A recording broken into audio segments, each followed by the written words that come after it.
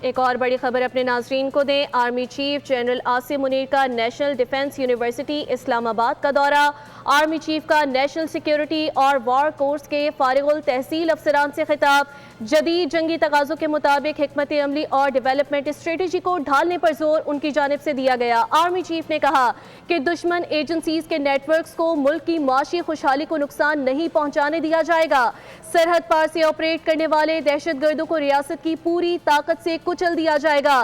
General Asim Munir نے کہا کہ دہشت گردوں کے ٹھکانوں اور ان کے سہولت کاروں کا مکمل خاتمہ یقینی بنایا جائے گا۔ جنگیں میڈیا بیانات یا سیاسی نعروں سے نہیں، اتحاد، ایمان اور تنظیم سے جیتی جاتی ہیں۔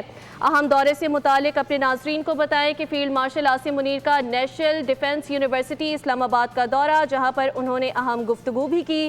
انہوں نے کہا کہ نیشنل سیکیورٹی اور وار کورس کے فارغ التحصیل افسران سے خطاب کرتے ہوئے ان کی جانب سے کہا گیا کہ جدید جنگی تقاضوں کے مطابق حکمت عملی کو ڈھالنے پر زور دیتے ہیں۔ مزید کیا تفصیلات ہیں؟ نمائندہ خصوصی سلمان آوان ہمیں جوائن کر چکے ہیں، ان سے جانیں گے۔ سلمان آوان، بتائیے۔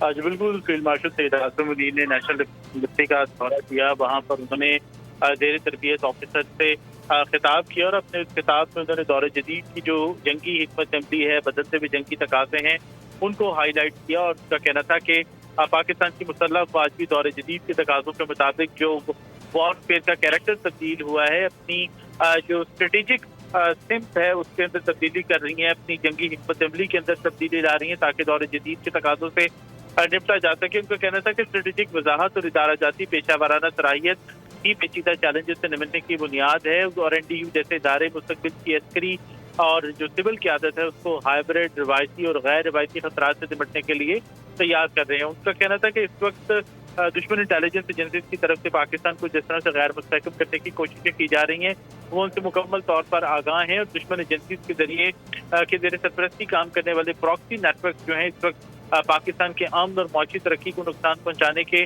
درپے ہیں، لیکن وہ ایسا نہیں کر پائیں گے۔ اس کے علاوہ انہوں نے واضح کیا کہ سرحد پار سے ہونے والی دہشت گردی کو ریاست پوری قوت سے کچل دے گی۔ قوم کی حمایت سے دہشت گردوں کے ٹھکانے اور ان کے سہولت کاروں کو مکمل طور پر ختم کر دیا جائے گا۔ ان کا کہنا تھا کہ جو جنگیں ہیں وہ میڈیا کے شعور یا سیاسی نعروں سے نہیں بلکہ آپس کے ایمان، اتحاد اور نظم و ضبط کے ذریعے سے جیتی جا سکتی ہیں۔ جی، یہ کتنی اہم بات ہے یہ بھی بتائیے گا سلمان، کہ انہوں نے کہا کہ ایمان، اتحاد اور تنظیم سے جنگیں جیتی جاتی ہیں۔